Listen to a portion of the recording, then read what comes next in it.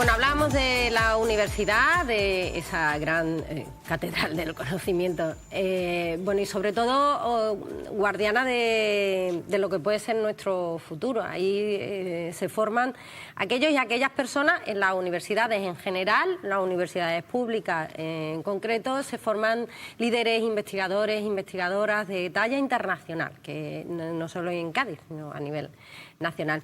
Y investigadores e investigadoras que han nacido de esas universidades que luego hacen cosas maravillosas. No solo esas investigaciones, sino esa transferencia, que también es algo que nos ha quedado por hablar con el rector, de esa transferencia, esa palabra mágica, que es simplemente que los investigadores e investigadoras cuenten a la sociedad que están haciendo tanto tiempo en esos laboratorios.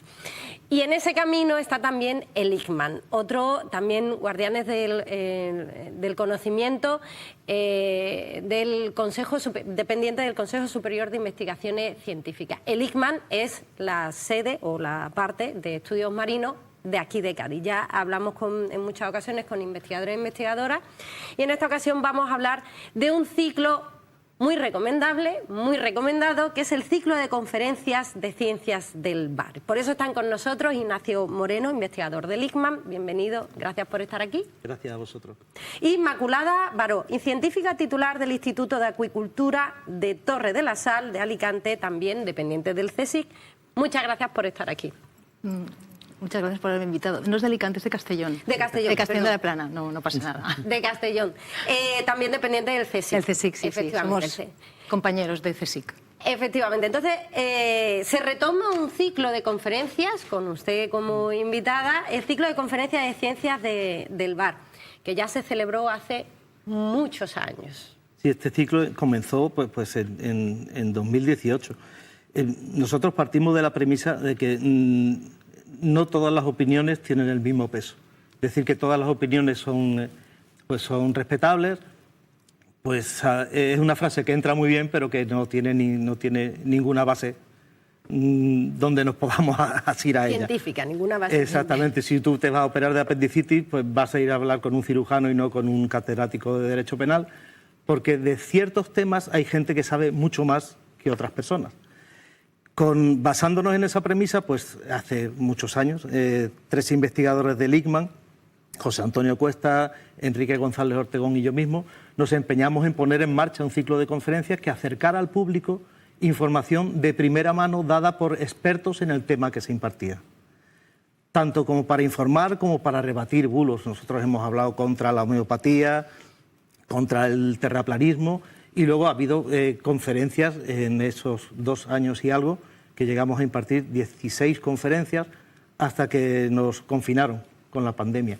Ahí acabó el ciclo, y luego durante algunos años hemos intentado retomarlo, y ahora, gracias a la cofinanciación de la Fundación Española para la Ciencia y la Tecnología, la FECIT, pues hemos conseguido financiación, y con el patronazgo también del INMAR, y con la ayuda también de la Asociación Albor, de personas con discapacidad auditiva, que nos proporcionan el contrato de gente para signar las conferencias en directo, para traducirlo al lenguaje de signos también. Y hemos conseguido financiación para hacer 10 conferencias más durante un año. Vamos a estar casi siempre segundo jueves de cada mes haciendo conferencias en el Café Teatro Pai Pai, que sin ese local mítico no habríamos podido ni siquiera iniciar nunca este ciclo.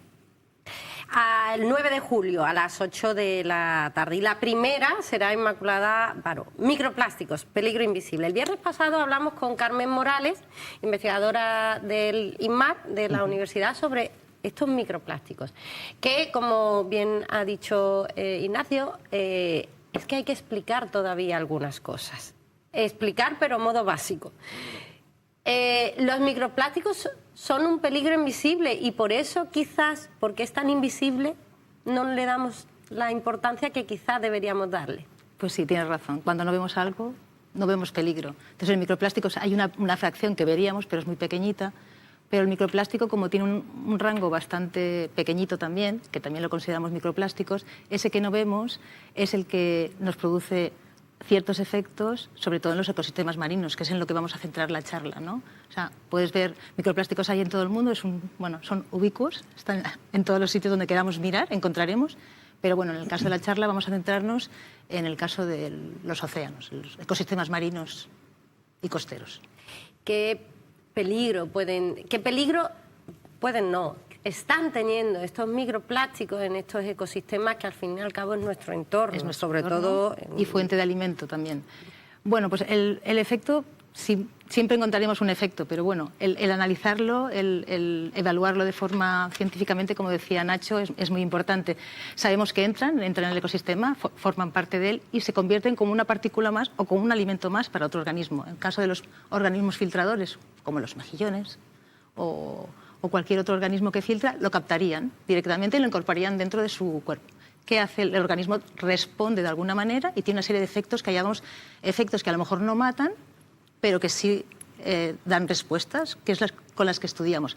Pero también los acumulan. Esa acumulación hace que otro organismo que se alimente de este que ya ha captado vuelva a comer plástico, o bien porque es su alimento natural, o bien porque los encuentra en el medio y lo confunde con su alimento. Entonces se va acumulando. Y ese efecto acumulador es el que estamos estudiando y puede ser muy problemático. Y puede, a través de lo que llamamos la cadena trófica de alimento en un ecosistema marino, puede llegar hasta el final del consumidor más alto, como por ejemplo tenemos tiburones, ballenas, atunes, y en último término, el que estamos arriba del todo de la cadena trófica, fuera del mar, estaríamos nosotros, ¿no? Entonces tienes que estudiar qué pasa en cada fase, si es capaz de llegar al último consumidor, que somos nosotros, qué riesgo tendríamos y por qué llega y cómo llega. Eso sería una de las... Claro, el problema, y lo decimos en muchas ocasiones también aquí cuando hablamos de ciencias del mar, es que hemos creído, y esta pregunta también es para es que hemos creído durante muchos siglos, no décadas, siglos, que el mar era como nuestro pequeño basurero, ¿no? Como no se ve, tira, sí, que esto coge y que se lo va a engullir, que esto no nos va a repercutir, nada. Eso durante muchos años, después de la Segunda Guerra Mundial, que la economía tenía que resurgir después de aquel desastre tan grande, pues se puso de moda un paradigma que era el de la dilución. Una cosa es venenosa, pero si la diluyes lo suficiente, pues deja de ser venenosa. Y como el mar es tan grande, pues lo tiramos todo allí. Ese paradigma duró un par de décadas, lo que hacía falta que durara, hasta que los biólogos barbudos hippies de los años 60 y 70 dijeron, no, a ver, tú diluyes, pero los organismos concentran. Entonces la bioconcentración y la biomagnificación son procesos que revierten esa dilución. Entonces los organismos, como dice Isma, cuanto más arriba de las redes tróficas se encuentran, más contaminantes se acumulan. Así que todo lo que tires al mar vuelve. O sea, el paradigma que ahora mismo funciona es el paradigma del boomerang. Toda la basura que tú tires al mar, de alguna manera o de otra, te va a volver. Y nosotros, solamente de plásticos, no es fácil calcularlo, pero estamos echando al mar entre 8 y 10 millones de toneladas anuales. Eso es un camión de basura lleno de plástico diario al agua. Y es mucho plástico. Bueno, eso los plásticos... A nivel mundial, a nivel... Sí, claro. Son datos que dan mundiales, susto, sí. Pero son mundiales, incluso hasta 14. Hay algunos sitios que dicen incluso entre 9 y 14 pueden vertirse o llegar al mar. A veces no es vertir, a veces es que llegan por distintos medios. No es solo que tirar, que ahora hablaremos. No es que tú tires de la botellita que te dejas en el agua ahí en la playa. Es que hay cosas que hacemos sin querer. Bueno, sin querer nosotros. Quizás las grandes empresas que nos venden esos productos sí lo saben, pero a veces esos plásticos llegan sin que nosotros lo sepamos. Sí. Cremas solares, exfoliantes. Sí. Dentífricos, sí. Hasta de dientes, sí. Vamos. La industria cosmética, ¿no? Es muy potente, sí. Ahí hablaríamos ya de microplásticos, de esos más pequeños. Ahí en ese rango hablamos siempre de los primarios, que es decir, son aquellos que se han creado para su uso tal cual, lo que dices tú, como un exfoliante, en cremas, en geles, en un montón de cosas, incluso de limpieza. Esos también son peligrosos. Lo que pasa que sí que es verdad que nos hemos dado cuenta, después de varios años, que son muy peligrosos y además son pequeños y entran directamente al ecosistema fácilmente. Y nos hemos dado cuenta y se va a regular. Entonces, eso es muy fácil de eliminar, pero así todo el uso es muy grande. El porcentaje que se calcula que llega al entorno, no hablo solamente del mar, en el entorno está por debajo del 2%, de esos tipos de microplásticos que se crean y se utilizan directamente en productos pues, como cosmética, que todos utilizamos. Cremas solares, cremas de la cara, exfoliantes, todo eso. Pero si te fijas, cada vez hay menos. Hubo un boom entre los años 2015, 2000, pero últimamente, si te fijas, la cosmética se ve mucho por la parte vegan Y creo que están evitando todo ese tipo de cosas. No tengo datos, pero bueno, sí que como usuaria lo veo. Eso en parte es nuestra labor también, avisar de qué peligrosidad puede tener la composición de un producto de mercado y si es posible, la industria no se puede parar, pero lo que podemos hacer es modificar la composición de los productos que se están usando. Pasó con los CFC de las lacas que estaban provocando el ensanchamiento del agujero de ozono, que ahora mismo ya no se fabrican lacas con esos componentes, porque los científicos durante mucho tiempo han estado avisando y al final se ha llegado a la conclusión de que tenían razón y entonces pues se elimina y se cambia la composición, que es lo que intentamos hacer nosotros siempre. Claro, ahí el tratado, el pacto que se está intentando... Para las microesferas y toda esa parte sí que va a haber más regulación. No es que la vayan a eliminar, pero yo creo que el usuario, o sea, nosotros, los ciudadanos, tenemos mucho poder en ese sentido. Que si dejamos de utilizar ese producto por información, porque ya sabemos que no es bueno, la industria no lo va a producir. Yo creo que tenemos fuerza, ¿eh? El problema es que hay que informar. Eso es. Ahí vamos. Y educar en ese sentido. La ciudadanía... Es importante, creo yo. ¿Está informada de verdad? Para eso son estos ciclos de conferencias. Para eso está Ciencias del Bar. Es la divulgación, sí. Y también querer un poco hacer bien las cosas, porque tirar cosas al suelo, al mar, que parece quizás que da igual, es que no da tan igual. ¿Y cómo decirlo? Parece que es algo que hay que repetir, que seguir repitiendo. Sí, los plásticos, los macroplásticos, que son los que nos avergüenzan cuando entramos en el agua y vemos un plástico flotando y dice qué asco, la gente, qué guarra es. Ese plástico que es el que vemos y el que nos escandaliza y el que atrapa a la tortuga, que eso nos va mucho a la patata cuando ves un delfín o una tortuga atrapada en plástico, la luz ultravioleta, la acción de las olas, la sal, lo va micronizando, lo va rompiendo hasta que llega un momento en que no lo vemos. Y el microplástico que no vemos también es peligroso, como decía Inma. A veces también son puntos de acreción de fármacos. O sea, como son hidrófobos, pues los fármacos se les pegan. Y cuando un pez pequeñito, un filtrador, como el caso del mejillón, se lo come, se está comiendo el plástico y también todos los fármacos que lleva alrededor. Entonces, no es una cosa tan inocua como parece un plástico, que puede parecer una cosa muy inerte, luego resulta que sí que puede ser muy peligroso. ¿Y qué soluciones hay? Bueno, yo creo que una solución fácil en nuestra vida diaria podríamos, pues yo qué sé, lo que dices tú, ser consciente de lo que utilizamos, lo que compramos, cuánto plástico es necesario en nuestra vida y cuánto no. Por ejemplo, en la ropa. Parte de nuestra ropa, un porcentaje de acrílico, nylon, etcétera. 100% algodón es muy difícil y nadie compramos ropa 100% algodón, tal. Pero bueno, si tú en vez de comprarte 7 camisas y al año que viene 7 más, te compras 7 y las utilizas durante 7 años, pues has reducido bastante. O sea, reutilizar, comprar conscientemente y luego depositarlo en el contenedor que toca, yo creo que es una parte muy importante como nosotros, ¿no? Y luego ver los productos que compramos. ¿Este es necesario que lo compre envasado? ¿Lo puedo comprar a granel? Geles, por ejemplo. Esa moda aquí todavía no ha llegado, pero hay muchos supermercados y pequeñitos que ya empiezan el refill, ¿no? El rellenar.